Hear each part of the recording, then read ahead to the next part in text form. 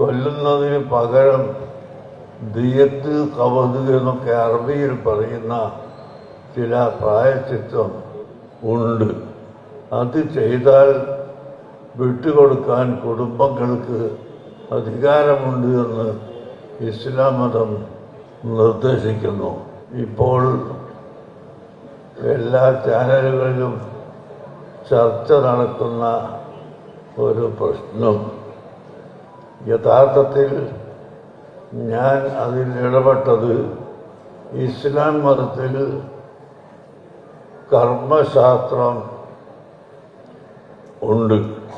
ആ കർമ്മശാസ്ത്രത്തിൻ്റെ 4ാമത്തെ ഭാഗമാണ് ക്രിമിനൽ സംബന്ധമായ നിയമങ്ങൾ പഠിക്കുന്ന ജിനായാത്ത് എന്ന് പറയുന്നത്. ഞങ്ങൾ പള്ളി തരത്തിലും കിതാബ് പോകുന്ന കുട്ടികളൊക്കെ അത് പഠിച്ചുകൊണ്ടിരിക്കുന്നു. ഇബാദാത്ത്, മുനാക്കഹാത്ത് തുടങ്ങി പല ഇനങ്ങളും കർമ്മശാസ്ത്രങ്ങളിൽ പഠിക്കുമ്പോൾ തന്നെ ജിനായാത്ത് എന്ന് പറഞ്ഞാൽ ക്രിമിനൽ സംബന്ധമായ നിയമം.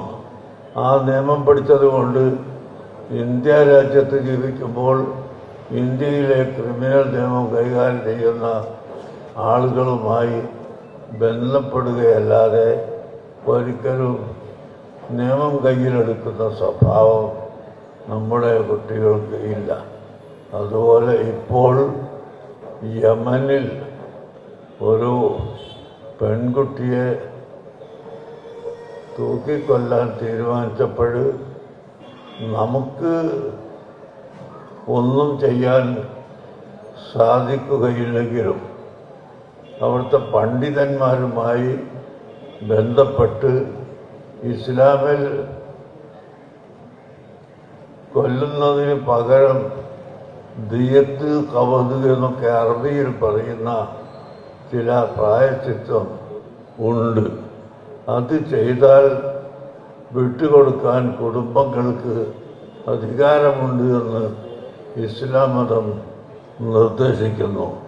ഈ കാര്യം ഞങ്ങൾ അവിടെയുള്ള ആളുകളെ ബന്ധപ്പെട്ട് ജഡ്ജിമാരോടും കുടുംബങ്ങളോടും സംസാരിക്കുകയും അതിൻ്റെ ചർച്ച ഇപ്പോഴും അവിടെ നടന്നുകൊണ്ടിരിക്കുകയുമാണ്. കുടുംബക്കാർ മുഴുവനും സമ്മതിക്കാതെ വിട്ടുകൊടുക്കാൻ കോടതിക്ക് അധികാരമില്ല.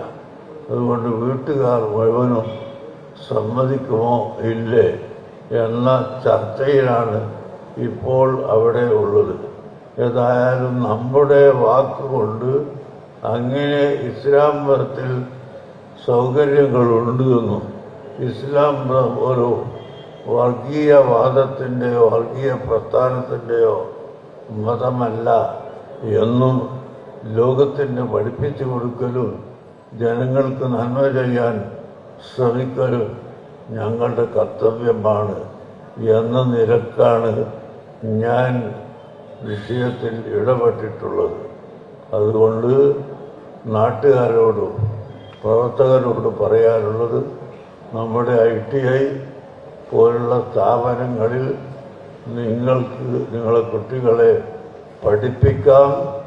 തീർച്ചയായും അവർ പഠിക്കുകയും വിജയിക്കുകയും കഴിഞ്ഞ കാലത്ത് ജോലി സമ്പാദിച്ചതുപോലെ ഇനിയും ജോലി സമ്പാദിക്കാൻ കഴിയുകയും ചെയ്യുമെന്ന് നിങ്ങളോട് ഓർമ്മപ്പെടുത്തി. നമ്മുടെ രാജ്യത്ത് വിദ്യാഭ്യാസവും തൊഴിലുമുള്ള ആളുകളെ വളർത്തിയെടുക്കാൻ എല്ലാ ആളുകളും ശ്രമിച്ചാൽ തന്നെ ഒരളവോളം തൊഴിലില്ലായ്മ കൊണ്ടുണ്ടാകുന്ന കുഴപ്പങ്ങളും വിദ്യാഭ്യാസമില്ലായ്മ കൊണ്ടുണ്ടാകുന്ന കുഴപ്പങ്ങളും അവസാനിപ്പിക്കാനും സമാധാനം കൈവരുത്താനും നമുക്ക് സാധിക്കുമെന്ന് നിങ്ങളോട് ഓർമ്മപ്പെടുത്തി നിങ്ങളുടെ എല്ലാവരുടെയും സഹായവും സഹകരണവും തേടിക്കൊണ്ട് എൻ്റെ വാക്കുകൾ അവസാനിപ്പിക്കുന്നു.